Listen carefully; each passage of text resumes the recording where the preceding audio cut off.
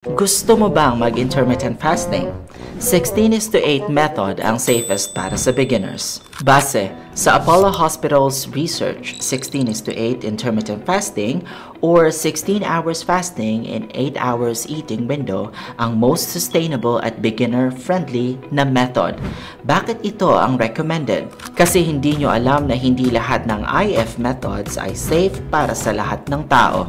Ako po si Neil Brian Galve at welcome po sa Nurse Brain at ipapakita ko sa inyo ang tatlong benefits ng 16:8 method. Una, natural circadian rhythm alignment. 16:8 follows natural sleep-awake cycle. Skip breakfast, eat lunch to dinner. Hindi disruptive sa body clock. Pero, mas beneficial pa po sa metabolism. Pangalawa, insulin sensitivity improvement. 16-hour fasting allows insulin levels to drop significantly. Fat burning mode activated. Glucose utilization improved. Diabetes prevention.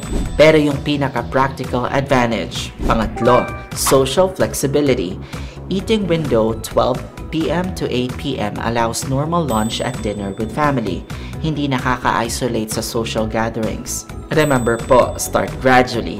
Stay hydrated during fasting. Quality food pa rin sa eating window. 16:8 is sustainable lifestyle, hindi crash diet.